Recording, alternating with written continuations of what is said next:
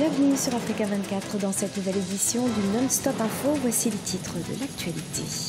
En Tunisie, Youssef Chahed fera bientôt face au Parlement.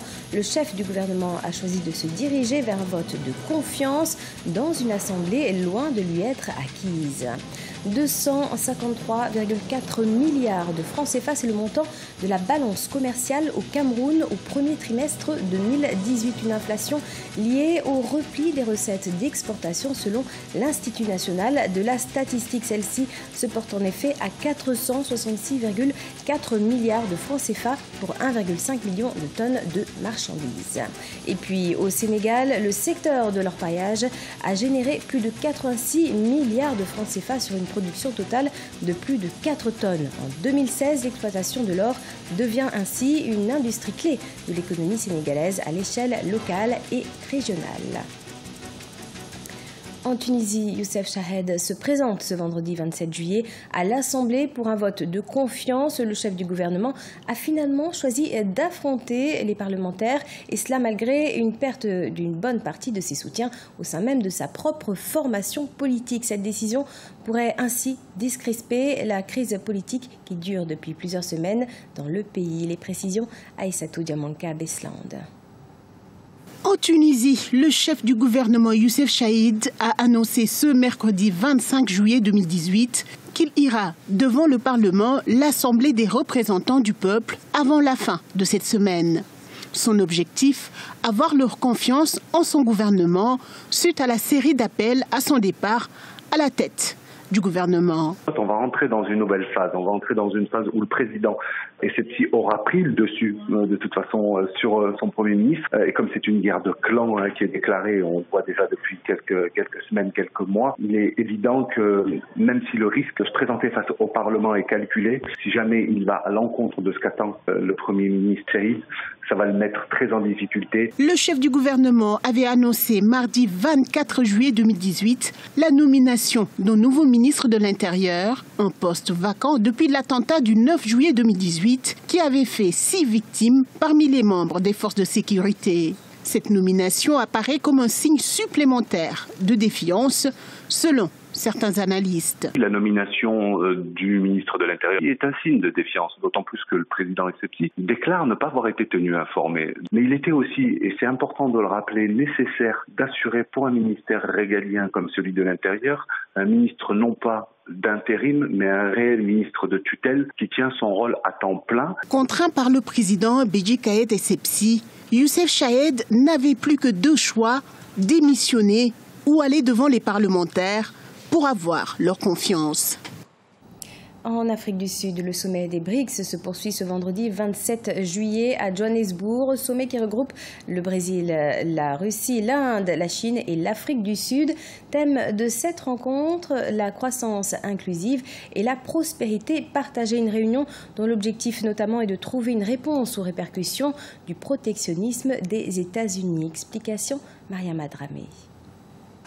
L'investissement en Afrique et le développement du continent sont entre autres l'un des intérêts du sommet des BRICS. Ouvert ce mercredi à Johannesburg en Afrique du Sud, ce rendez-vous annuel des pays émergents met l'accent sur l'essor du continent. Le rôle de la Chine dans les BRICS est encore une fois d'imposer fortement le multilatéralisme plutôt que l'unilatéralisme et de maintenir un environnement commercial viable et dynamique pour des économies comme l'Afrique du Sud. Et de tirer parti de cette grande économie et de sortir citoyens du chômage, de l'inégalité et de la pauvreté que nous connaissons non seulement en Afrique du Sud, mais aussi au Brésil et dans d'autres pays de la formation BRICS. Cet événement très attendu se tient dans le contexte économique du moment avec la guerre commerciale lancée par le président des États-Unis Donald Trump contre la Chine. L'offensive de l'Empire du Milieu ne s'est pas fait attendre. À peine le sommet ouvert, le président chinois riposte face aux États-Unis qui l'accusent de déstabiliser l'ordre mondial. Une guerre commerciale devrait être rejetée, car il n'y aura pas de vainqueur. L'hégémonie économique est encore plus répréhensible, car elle va saper les intérêts collectifs de la communauté internationale. Ceux qui poursuivent cette voie ne finiront que par se blesser eux-mêmes. Regroupant le Brésil, la Russie, l'Inde, la Chine et l'Afrique du Sud, les BRICS se réunissent depuis 2011 en sommet annuel avec pour thème la croissance inclusive et la prospérité partagée. Ce sommet 2018 sera l'occasion d'étendre les partenariats entre les pays membres mais aussi avec plusieurs pays africains. Au Cameroun, le déficit commercial continue de se creuser. Il atteint désormais plus de 250 milliards de francs CFA, soit une augmentation de près de 170%. Quelles sont les raisons de ce déficit? Élément de réponse dans ce reportage de Radidiatou Badawi. 253,4 milliards de francs CFA, c'est le montant de la balance commerciale au Cameroun au premier trimestre 2018. Selon l'Institut national de la statistique, ce déficit est en hausse de 169,7% par rapport au premier trimestre 2017. Une inflation liée au repli des recettes d'exportation de 466,4 milliards de francs CFA pour 1,5 million de tonnes de marchandises, soit une hausse en valeur de 10,3% et en quantité de 8,9% par rapport au premier trimestre 2017. Les importations se situent à 719,8 milliards de francs CFA pour 1,8 million de tonnes de marchandises, soit une hausse de 17,2% en valeur et 22,5% en quantité par rapport à 2017. Nous avons peu à proposer sur le marché mondial et nous y prenons presque tout, même les choses les plus simples que nous pouvons produire localement au Cameroun. En plus de ces raisons, la Sonara, la Société nationale de raffinerie du Cameroun, a repris l'importation du pétrole brut qui représente au premier trimestre 2018 environ 43,1 milliards de francs CFA, ce qui impose de définir des mesures de redressement pour minimiser le déficit de sa balance commerciale. Les mesures de redressement, c'est d'investir de manière pertinente dans l'agriculture. Sur les 10 dernières années, l'ensemble des budgets accordés à l'agriculture n'a pas atteint 4% du PIB. Au Cameroun, les exportations sont très peu diversifiées et s'articulent autour des produits primaires tels que le pétrole brut, le cacao, le coton et le bois scié.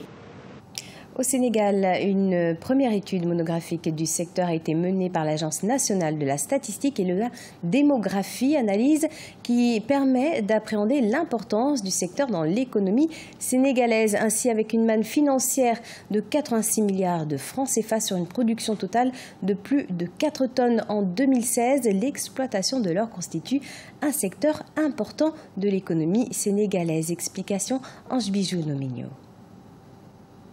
Selon l'Agence nationale de la statistique et de la démographie, la valeur de la production aurifère artisanale au Sénégal est estimée à 86,6 milliards de francs CFA au cours de la période 2016-2017. Ce chiffre est en dessous de la valeur de production industrielle qui est de 150 milliards de francs CFA, toujours selon l'agence. La différence entre les deux bénéfices s'explique par un certain nombre de facteurs. En fait, c'est deux métiers différents, l'orpaillage et la production industrielle. La production industrielle, c'est ce qui est officiellement établi comme étant une entreprise d'extraction de l'or et qui aurait fait un chiffre de 150 milliards. Maintenant, à côté de ce métier formalisé, il y a les populations riveraines qui, autour de la mine, creusent et font un travail artisanal d'extraction de pépites. La production artisanale de l'or peut être bénéfique pour l'État sénégalais si des mesures de contrôle fiscal sont imputées aux clients de ce marché opaque. Faire fi de cette mesure pourrait entraîner des conséquences sur l'économie du pays. Il y a maintenant des récupérateurs, des opérateurs qui rachètent à ce marché informel. Il faudrait que l'État surveille ces opérateurs-là pour les taxer. Et sinon, ce sera un marché parallèle qui risque quand même de ne profiter qu'aux orpailleurs. L'Agence nationale de la statistique et de la démographie a dénombré une main-d'œuvre totale de 32 474 personnes actives dans les opérations d'orpaillage. Le financement des projets d'infrastructure a connu une baisse sur le continent africain malgré la mobilisation d'un stock important de ressources. Le gap financier reste toujours important à ce jour. 6 000 milliards de dollars sont nécessaires à la création de nouvelles infrastructures en Afrique. Les détails, Ange Bijou Nomigno. Selon la Banque africaine de développement, les infrastructures africaines souffrent d'un gap financier de 1 700 milliards de dollars qui peut être comblé par le secteur privé international. Avec 62,5 milliards de dollars de ressources internes engagées, le capital nécessaire à la contribution de nouvelles infrastructures a connu son niveau le plus bas depuis 2012, selon des données publiées par le Consortium africain pour les infrastructures. Le plus souvent, les projets ne sont pas mûrs, ils ne sont pas bien ficelés, ils ne sont pas bien présentés, donc non bancables. Or, les investisseurs, ils ont besoin des projets mûrs qui ont une lisibilité et ils n'ont pas besoin de perdre du temps. Au niveau des pays africains, il faudrait qu'il y ait des bureaux d'études, des projets pour avancer vers les investisseurs. Les experts reprochent aux pays africains une absence de vision claire en matière de politique infrastructurelle. À ce jour, les entreprises internationales interviennent comme prestataires de services et non comme investisseurs, ce qui crée un énorme manque à gagner. Il existe aussi des partenaires techniques et financiers, des bailleurs de fonds qui le plus souvent investissent à court terme, uniquement pour tirer profit et repartir aussitôt. L'Afrique n'a pas besoin de cela.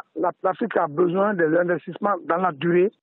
Selon les données accumulées par le Global Infrastructure Hub, d'ici à 2040, les États africains ne pourront mobiliser que 4 300 milliards de dollars pour construire des infrastructures, alors que le besoin sur cette période s'élève à près de 6 000 milliards de dollars.